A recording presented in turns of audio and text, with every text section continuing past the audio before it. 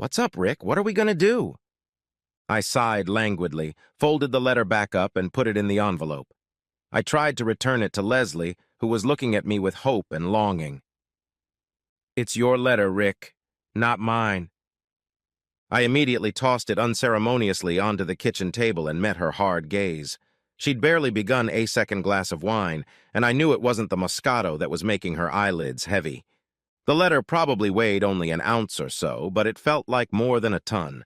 After all, it contained everything that had accumulated in our 20-plus years together.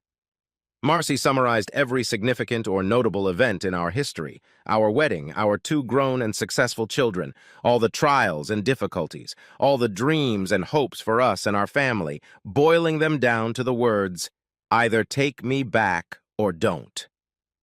Although I disagreed with their choices and lifestyle, what Vincent and Leslie were doing seemed more honorable than what Marcy had just done to me. I was so angry that everything inside me was shaking. I'm not a screamer, so some might interpret that as calm. In combat, many people seem calm, including me, though I'm not. But when you're in charge of other people's lives, you don't have the ability to lose control of yourself. I stood up, uncorked the wine, took both glasses, poured the rest of the wine into the sink, and returned to my chair. Leslie, nothing good is going to happen for me, for you, and for me right now. I need to process this information, and I just can't do it right now. I'd like, if your and Vincent's offer still stands, to have dinner with you and discuss things further sometime soon. But right now, I'd like you to answer a few quick questions, if you agree. She only nodded her head slowly, keeping her eyes on me. I had slipped into battle command mode, and she was very uncomfortable. Have you spoken or interacted with Marcy since she left on a business trip a couple days ago? No. She shook her head slowly. Were you supposed to contact her to discuss the results of that meeting with her? Yes. Cautiously, she nodded her head. And how is that supposed to happen? By email. Can I ask you to hold off on that? I know we don't know each other very well, and you don't owe me anything, but I'm the kind of person who needs time to think things through before making decisions of this nature, and I'm afraid the anger I'm feeling right now will boil over if I don't have time. I don't want to respond to her calls and say things I can't take back. I was getting emotional, and it was making me angry. Pull yourself together, Rick. So I'm asking you for one favor. Please don't contact her or react in any way at all to her appeals. I'm only asking for a week so I can calm down. Sure, Rick, I can do that. Our plans aren't that time-sensitive anyway. Tell me, Les, have you talked at all about how she expects me to react to this letter? A little, but remember, I thought she was going to talk to you before she left. She realized you'd be angry, but would eventually take her offer to be with me. She thought that eventually you'd figure it out, and you'd both move on with your lives. Whose idea was Moscato Les's? It was hers. She said it was a favorite wine the 2 of you drank on the back patio after a long day. She said it's one of her favorite moments in her marriage. It's when she feels close to you. She just confirmed to me that the 2 of them planned this in minute detail. It wasn't a random decision. Marcy had coldly and calculatingly devised a plan that could have ended our marriage, and it pissed me off that I didn't see it coming. I needed to think about it. I stood up, giving the universal meeting over sign, and handed her the bottle of wine. Thank you for stopping by, Leslie. I'm serious about the dinner request. We can go out if you prefer, and I'll buy, just give me a week or so. Sure, Rick. I hope I haven't offended you, and you don't seem to be the type to talk about personal things, but please keep Vincent and my lifestyle to yourself. Of course, Leslie. And please don't think I'm judging you. If my marriage wasn't on the line, I'd be interested in learning more about your lifestyle. Maybe someday. Good night, Les. And I escorted her out the door. Only then did I realize I was calling her the familiar shortened version of her own name. Perhaps because at that moment I felt more comfortable with her than with my own wife. I wondered if I could trust her, and the answer was probably in the affirmative because she still definitely wanted to have sex with me. But in the end, it didn't matter if she kept quiet. All that mattered was what I would do, and I had about 6 weeks to realize that. I was suddenly old and very tired, and I needed to go to bed. I left the letter where it lay. I hadn't actually touched it for over 3 weeks. It just lay there like it was radioactive. Or maybe I was just afraid that I would have to come to terms with what it really meant. My life quickly returned to normal. I went to work, came home, ate, and went to bed. I never heard from Marcy again. I didn't hear from the kids either. That wasn't unusual because we'd raised them to be independent, able to fend for themselves. But I was a little surprised that Marcy hadn't asked them to check on me. Apparently, she really wanted her pass outside of our marriage. I had dinner with the Nielsen's. Vincent honored his offer to barbecue, and we had a pleasant evening. At first, we made mostly small talk on various meaningless topics, although I did ask them a couple of general questions about their lifestyle, but we pretty much left the subject alone. When we were alone, I asked Leslie if she'd heard anything about Marcy, and she said she hadn't. I believed her, but it seemed to me that Vincent was a little uncomfortable. So after dinner, when we were sitting outside having drinks, I was going to ask him directly about being uncomfortable, but he beat me to it. Rick, I want to tell you that I'm not comfortable with Leslie sleeping with you, and I want to withdraw my permission to do so. That got both Leslie's and my attention. He suggested we relax. It was obvious he hadn't talked to Leslie about it beforehand. Don't feel bad, Rick. She told me right away about her desire to be with you, and I know you are aware of our lifestyle and don't mind it. Leslie told me about your conversation last night, and frankly, I was more than a little upset about how Marcy felt about it. It may seem to you that our lifestyle is perverted, or at least abnormal, but we have certain rules, and they have to be followed to the letter. And rule number 1 is no cheating or peeping behind your partner's back. I think Marcy broke that rule. Remember, I had no idea she was leaving you for an extended period of time, so I want to make it clear to both of you that any sexual contact between the two of you I will consider as cheating. He looked at both of us carefully.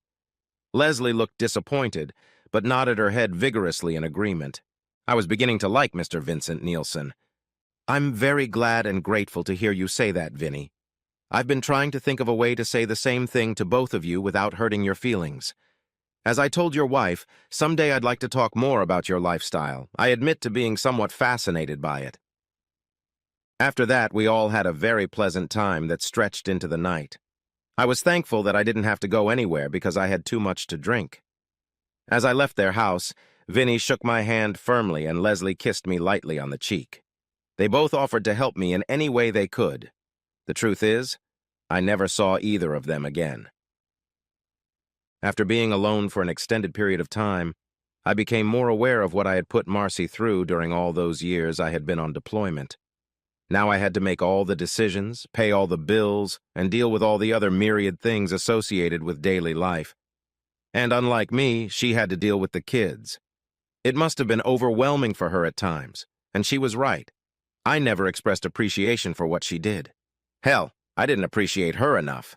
And that might have been one of the reasons she did what she did. It was hard for me to get into a position of moral superiority with her, but my one affair, cut short years ago, hardly compared to what she was doing. On the other hand, did I really want to lose the 24 years of marriage I'd fought so hard for because of it? Before I knew it, more than 3 weeks had passed, and I was no closer to understanding what had happened, let alone making a decision. As the days went by, my anxiety grew because the day of decision was approaching. Either take me back or leave. These words repeated in my head over and over again, day and night. Finally, one night I decided to reread Marcy's letter. It was still lying on the kitchen table just as I'd left it. It seemed like an eternity ago. I filled a glass with ice cubes and poured my Glenlivet Code to the brim. This was going to be an emotional night. Taking the envelope, I made my way to my room, settled into a chair, pulled out the letter, and reread it once more. I had to refill my glass once because I reread it several times. I was glad it had been a while before I reacted to it. The first time I read it, I was just angry and missed so much meaning in its content. As I finished my second glass of whiskey, I realized what I had to do. That night I slept soundly for the first time since Marcy had left. I was like that as soon as I made the decision. It drove my helicopter mates crazy that I could sleep so soundly just before a fight. I told them that once you have made all the plans and provided for all the contingencies, there is no point in worrying. From that point on, fate becomes the hunter. After I called Marcy and found her in Dr. Cardoza's room, I had no contact with her. The day Marcy's plane was scheduled to land, I checked her arrival time and went to the airport to be there when she got off. That's right, the airport. Either take me back or walk away. It wasn't happening. Sitting next to me in the passenger seat was Penny Washington's husband, Josh. I'm not sure he believed me when I retold him what Penny had told me, but I'd let him read Marcy's letter in my SUV on the way to the airport, and I could tell he was getting more excited by the minute. His doubts were slipping away, especially after he'd gotten a text from Penny before the plane left, telling him not to bother picking her up because Marcy was going to give her a ride home. How was she going to do that if she was supposed to be at the Ambassador Hotel? Maybe her boyfriend had made other arrangements. The 40-minute drive passed in silence. I reviewed my plans and made the appropriate arrangements. By the time we arrived at the airport, I was very worried about Josh and reminded him to keep his cool. He still had a chance at marriage. I also called the spouses of everyone on Marcy's team that I knew, gave them the information I had, and told them what time the plane was arriving. Interestingly, none of them were going to meet their spouse at the airport.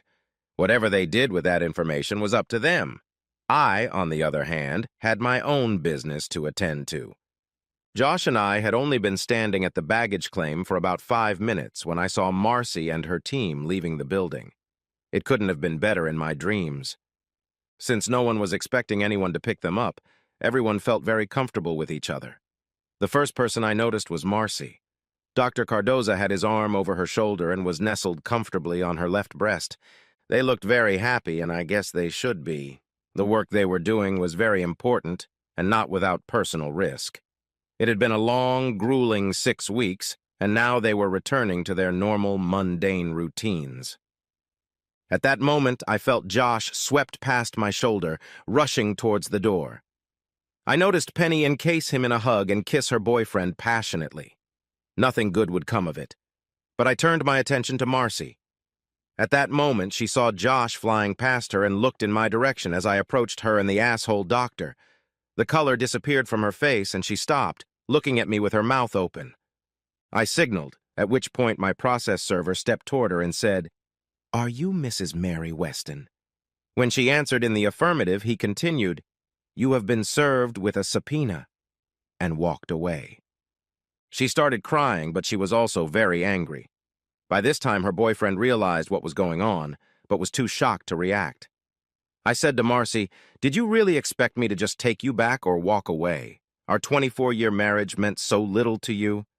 Admittedly, this caught me off guard, but without saying a word, she slapped me across the face with all her might. "You bastard! You ruined everything! Why couldn't you do what I said? You should have acted like a juvenile!" And she was about to throw another punch at me when I grabbed her arm. It was the moment I'd been waiting for. That's when Dr. Boytoy made his mistake. He grabbed my arm that was keeping Marcy from hitting me and tried to turn me around. All he got out was, "Listen, Rick," and he was already on the ground with his nose turned up, pouring blood all over his face and the ground. Marcy screamed and cried, then knelt down to give him a hand. I leaned over and whispered to him, "Listen, doctor, if you get up, I'll put you down again. If I ever see your ugly face again, I will end your surgical career. Do you understand me?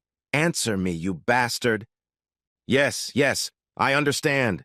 He was having trouble speaking as he spit out blood and teeth. Marcy was sobbing, hyperventilating. Shooting daggers of eyes at me, she shrilled, "Are you happy now?" I noticed the commotion around us, but assumed it had to do with me putting Dr. Cardoza down, but looking around, I noticed Penny screaming and trying to pull Josh away from her boy.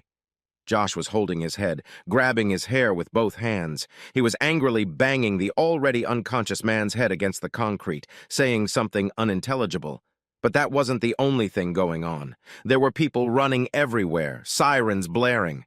I noticed fists flying around us, hair pulling, yelling, etc. No one was even paying attention to our little drama of 3 people. Apparently, many of the people I called had already arrived, and they weren't thrilled. Most of Marcy's nurses were younger and had kids at home. It wasn't pretty. Apparently, I was the only one whose wife had set him up with a woman before he left. I looked at Marcy again, smiled, and said, "Yeah, I'm happy," and started to walk away. She plopped down on the ground and through tears asked me, What am I supposed to do now? Well, you have a room at the Ambassador. I suggest you use it. I didn't wait for Josh because I knew he wouldn't need a ride. He could have killed his wife's lover.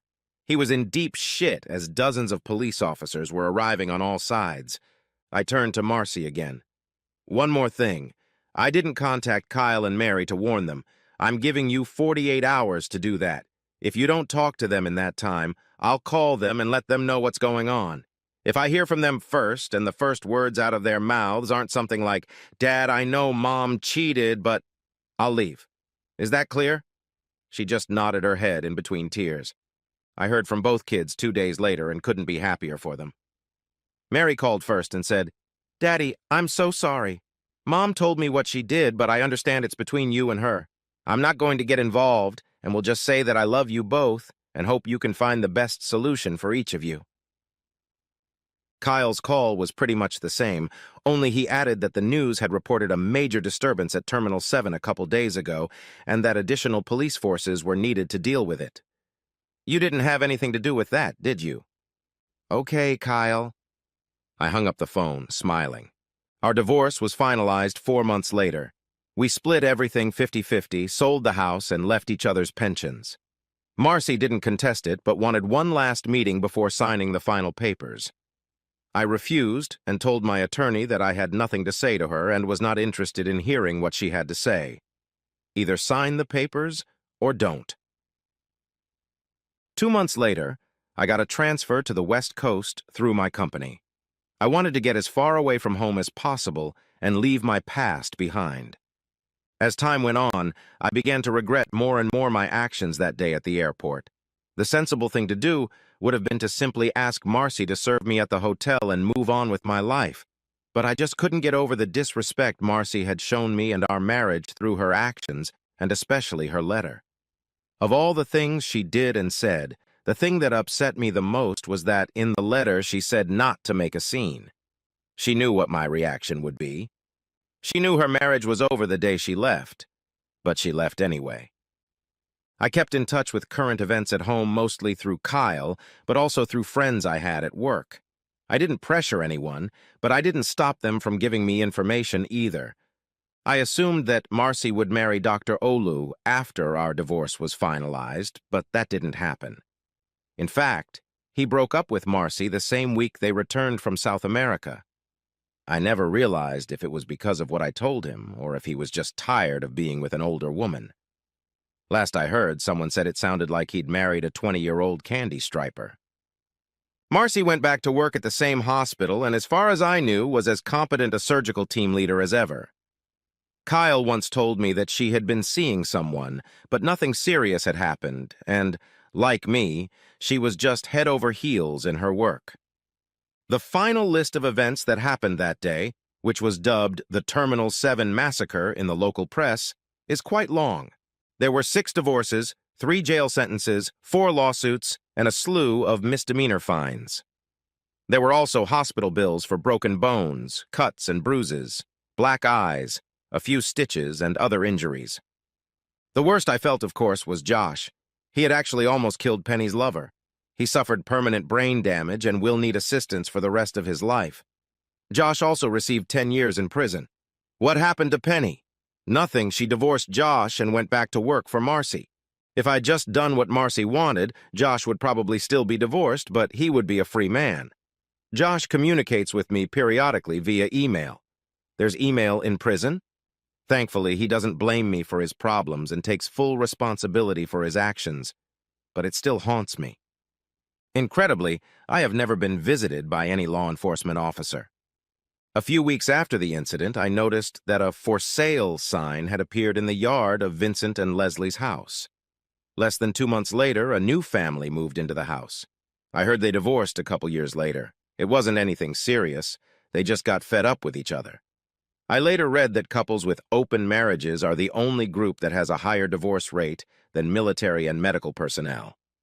2 years after our divorce, Mary graduated from the Navy. She loved her job, but she wanted a family even more, and she knew better than anyone the dangers of married life in the military. She married a very nice guy, and they just informed me that they are pregnant with my first grandchild. She still works for an aerospace company and loves what she does. 4 years after the divorce. Believe it or not, my ex-wife and I managed to sit through 2.5 hours of our son Kyle's college graduation ceremony together without killing each other. He had a bachelor's degree in aeronautics and planned to pursue a career in the Air Force. Of course, things got a little more complicated at the reception we paid for afterward. After we had a couple drinks each, Marcy decided that now would be a good time to talk about what I had given up at the last divorce hearing. She found me outside sitting alone at a table overlooking a large pond with small sailboats on it. "We can talk, Rick. I have something to say." Still looking at the water, I gestured for her to sit down and said rather wistfully, "You know, Marcy, I think I might learn to sail someday. It looks incredibly peaceful. I need to find more peace in my life." "No wonder, since you ruined all families with your antics at the airport. I'll never forgive you for that, Rick." Although I agreed with her in some ways, I still didn't like her attitude. "Look, Marcy, it's all in the past, but I'd really like to know. What exactly did you do 2 hours before your shift started each day while you were standing in the parking lot at the Red Roof Inn? I mean, I'm just wondering how far your hypocrisy goes." She was silent for a very long time and replied without answering my question. "I think it's best to let bygones be bygones." I noticed that tears appeared in her eyes. "Our first grandchild is coming any day now, and I think we should be able to behave maturely enough together to not embarrass our children." "Yes, Marcy, I think we can do that. After all, we spent the whole day together and didn't hit each other once." She only smiled sadly, and we sat in silence, looking out at the water and watching the approaching sunset.